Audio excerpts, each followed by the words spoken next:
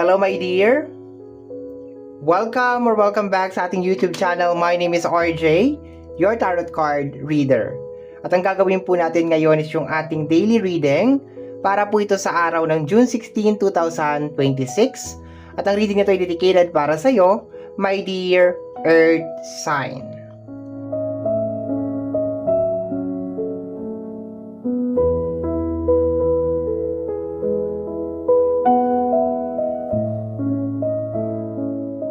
Okay, my dear Earth sign. Teka, ibababa ko muna to. Kasi mag-o-offer ako ng prayer. Okay? So, una sa lahat, magkapasalamat po muna ako. Maraming salamat po sa ating mga abangers. Sa mga walang sawa naghihintay po ng ating mga readings, thank you very much. And gusto ko rin po magpasalamat sa ating mga bagong subscribers. Hello my dear, welcome po sa ating channel. I hope na mag-enjoy po kayo dito sa ating channel. Mahanap nyo po dito kung ano man po yung inyong hinahanap. And yung tungkol po sa private reading, sa mga gusto pong magpa-private, nasa description box down below po yung mga details and information na kinakailangan ninyo para po makontak ang inyong lingkod. And gusto ko pa mag-offer po ng maiksing prayer para sa mga meron pong pinagdadaanan sa buhay. Wala pong discrimination sa relihiyon, lahat po kasali po sa prayer. Ama, alam ko po na hindi nyo po ibibigay sa amin tong pagsubok na to nang walang dahilan. Ginagalang po namin yon at tinatanggap po namin yon kasi alam namin na meron ka pong gustong ipakita sa amin. Alam din po namin na ito lang po yung magiging dahilan para maging mas matatag at maging mas matibay pa po kaming tao. Kung ano man po yung dahilan kung bakit nyo po kami binigyan ng ganitong pagsubok, buong puso po namin itong tinatanggap. At ang tanging hiling lang po namin ay bigyan nyo po kami ng lakas ng loob para ito po ay mapagtagumpayan. In the name of Jesus, Amen. Okay? Salamat po sa ating buong may kapal na laging nandiyan, nakikinig, nagmamahal. Tayo po ay manalig sa Kanya araw-araw sa kahit anuman pong ating pinagdadaanan, maganda man yan o hindi maganda, tayo po ay laging mananalig sa Kanya. Parang gusto ko lang mag-offer ng prayer. Parang pakiramdam ko maraming mabibigat. Ace of Wands, maraming gusto mag-new beginnings, gusto makaalis sa isang sitwasyon. Okay? Ace of Wands. Gusto matapos na kung ano man yung kalbaryo na pinagdadaanan, yun ang nakukuha ko, okay? Pinipilit kong itabi yung pagiging psychic ko at mag-focus lang talaga sa pagiging tarot card reader, pero hindi talaga nararamdaman ko talaga Okay, let's go na tayo, Earth sign.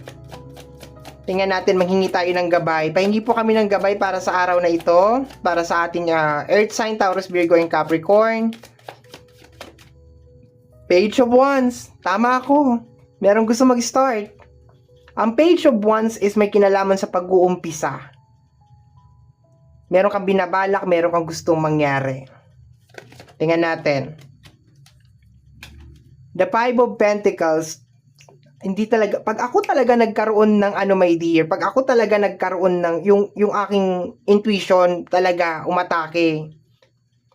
Okay, so my dear, meron kang gustong gawin, baka gusto mo mag-start ng negosyo, gusto mo magbagong buhay, ang problema, pera. Baka for some of you, gusto ninyo matapos yung isang kalbaryo na pinagdadaanan ninyo sa usapin ng pera or ng pinansyal. Okay, ngayong araw na ito. Okay, tingnan natin. Baka ngayong araw na to, gusto mo na talagang matapos yan. Gusto mo na mag-umpisa. Gusto mo nang makabangon. Gusto mo na makaalis. Baka sawang-sawa ka na. Umay ka na talaga, no? Nakakaumay na talaga yung sitwasyon. Tingnan natin, my dear. Pahingi po kami ng guide para sa araw na ito. June 16, 2026. Earth sign. Okay, we have here the Hermit and the Justice card. Okay. For some of you, baka sinasabi nyo hindi nyo deserve to. Hindi nyo deserve yung ganitong situation. Hindi nyo deserve yung ganitong energy. Energy ni Virgo, energy ni Libra. Pero hindi naman masama kasi si Hermit. Hindi yan siya bad. It's just more on, siguro masyado lang talagang nananaig talaga ngayon yung pakiramdam na hindi mo naman deserve tong sitwasyon na to. Bakit ikaw? Bakit sa dinami-dami ng tao, ikaw yung merong ganitong sitwasyon? Sa energy ng justice, parang hindi fair. Hindi mo deserve yung ganitong klase ng sitwasyon. Tingnan natin, dagdagan natin siya. Bakit na ganito ako? Dapat kinuha ko lahat ng card. The Hierophant, energy ni Taurus, okay? Probably Virgo, Taurus, okay? Okay, the Ten of Cups. Nagbago kasi ako ng spread. Nilalatag ko na siya lahat. Tapos bigla akong bumalik sa paisa-isa. Okay. Nandito si Virgo, nandito si Taurus, napapagitnaan ni Libra. Okay? Tingnan natin. 1, 2, 3, 4, 5, 6. Okay, 12 kasi to. Nagulat na sanay kasi ako. The Two of Swords. Okay. May Two of Swords ka. The Four of Swords. Okay. Definitely may napapagod na nga. The Moon card. Getting out of your comfort zone. The Knight. Good news please. The Emperor. Good news please. Thank you. Yes. And the World card. Good news please. Thank you. Okay. So, umpisahan natin dito, my dear. Okay. Pasensya na kayo, nawala ako si spread. Okay. Page of Wands, my dear. Dito kasi, parang hindi ka makapag-decide. Yun ang nakukuha. Medyo naguguluhan ka talaga. So, sa araw na to, parang hindi mo siguro alam kung anong gagawin mo. Probably baka nag-iisip ka ng mga alternative option kung anong kaya mong magawa, okay, regarding sa situation mo. Okay, yun na nakukuha ko over here. Pero ang masasabi ko lang sa'yo dito, my dear, kung ano yung naumpisahan mo, ituloy mo lang. Okay? Sabihin mo sa sarili mo, my dear, na maski anong mangyari, dire-diretso ka lang. Okay? Dire-diretso ka lang, my dear, itutuloy mo kung ano yung naumpisahan mo. Araw-araw ka babangon, araw-araw ka lalaban. Nag-usap tayo. 'Di ba? Nag-usap tayo ngayon. Hindi aksidente na napapanood mo to, my dear.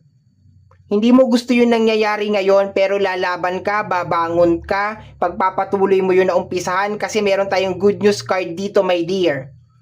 The Hierophant and the Emperor plus meron tayong World card at saka Ten of Cups. May magandang mangyayari, my dear, sa'yo. Kailangan mo lang magdire-diretso, kailangan mo lang magpatuloy. Mabigat lang talaga tong araw na to. We have here the energy of the the Five of Pentacles and the Four of Swords. Okay, napapagod ka na, my dear, sigurong magtrabaho, dumiskarte, humanap ng pera, paano masolusyonan yung mga dapat masolusyonan. Okay. The Hermit and the Moon card. Hermit and the Moon card, my dear. Probably kailangan mo lang talaga ng pahinga, my dear. Okay, you just need some rest. Okay. Siguro baka hindi mo rin alam kung paano ka magre-rest kasi pag nag-rest ka, 'di ba? Wala namang gagawa ng mga bagay na ginagawa mo para sa iyo or yung mga bagay na ginagawa mo. Okay, tama ba 'yung sinabi ko? Walang gagawa ng mga bagay na 'yan para sa iyo. 'Yun ang tamang word doon. Okay. So sa energy ng Moon card, you need some rest. Ngayong araw na to, be gentle with yourself, my dear. Huwag mo masyadong bugbugin yung sarili mo ngayong araw na ito. Okay, relax. Umiwas ka manood ng mga toxic sa social media. Energy ng Knight and the Justice. Okay, dahan-dahan ka lang sa pera, my dear. Matuto ka ng humawak ng pera, matuto ka ng mag-manage.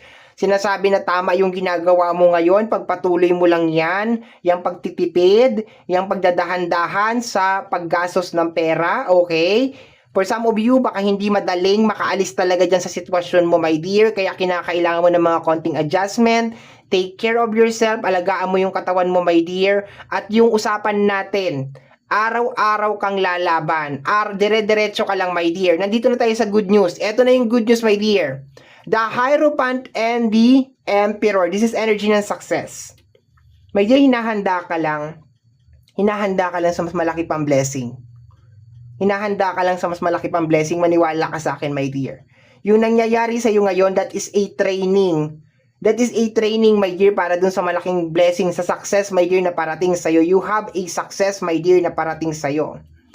Yung illusion, my dear, sa energy ng Ten of Cups, yung mga pangarap mo na parang sinusukuan mo ngayon, my dear, magwa-world card siya. Ibig sabihin, ma-accomplish mo siya. Kaya sabi ko, yes, may good news din. Kasi my dear, bago pa ako umupo dito, bago pa ako mag-reading, naramdaman ko na tong napakabigat na energy. Okay? And hindi ko talaga to normally nararamdaman pag nagre-reading ako. Kasi sinasantabi ko yung pagiging psychic ko sa pagtatarot ko. Hindi ko talaga sila pinagsasama. Ang ginagamit ko talaga pag nagre-reading ako most of the time is intuition. Hindi yung pagiging psychic ko. No? Pero iba yung naramdaman ko nung ikaw na yung gagawan ko ng reading. Parang may nagsasabi sa akin na kailangan mo mag-offer ng prayer, kinakailangan mong gumawa ng something, parang may sinasabi sa akin, my dear, okay? And hindi ko siya ma-deadma, my dear, hindi ko siya ma-separate kasi paulit-ulit talaga siyang sinasabi sa akin, my dear. And tama nga, ito yung lumabas sa reading natin. Okay? So, my dear, alam ko meron kang pinagdadaanan as of this moment. And, sige lang, lumaban ka lang, my dear. Sinasabi dito, medyo ano tong araw na to, my dear, ha? Medyo tagilid talaga, no? Medyo tagilid, medyo magulo yung isip mo, medyo pagod ka, pinanghihinaan ka ng loob. Pero sige lang, dire-diretso lang, my dear, okay? Hindi lahat ng araw ganito. Iba-iba ang araw, my dear. Bukas masaya, bukas maaraw, bukas maulan, iba-iba. Ngayon lang to, my dear. And I hope na na-motivate ka dito sa sinabi ko, dito sa reading natin. Kasi it is a confirmation, my dear, na may success na parating sa'yo. Bottom deck of the card, the hidden message is the energy of the Eight of Pentacles, my dear. Kita mo? Grabe yung ano ko ngayon. Grabe. Uy, bago pa ako maglatag, naramdaman ko na siya. Grabe. As in, wow. First time to, my dear. Okay. You just need to keep on going, my dear. Eight of Pentacles, my dear. You just need to keep on going. Kailangan mong tapusin kung ano yung inumpisahan mo, my dear. Walang susuko. Diretso lang. Okay? So, my dear, ito ang nasagap natin na message energy para sa araw na ito. June 16, 2026. Kakaiba yung experience ko today. As in, wow! Na-wow talaga. So, my dear, I hope na, ayoko sanang isama talaga yung ano ko kasi nakaka-overwhelm siya. Pero I think simula sa araw na to parang, yes, isasama ko na yung pagiging medium ko sa pagre-reading ko. Okay? So, my dear, ito ang nasagap natin na message energy sa araw na ito. And I hope na nakatulong. Maraming salamat po. See you tomorrow. Bye-bye!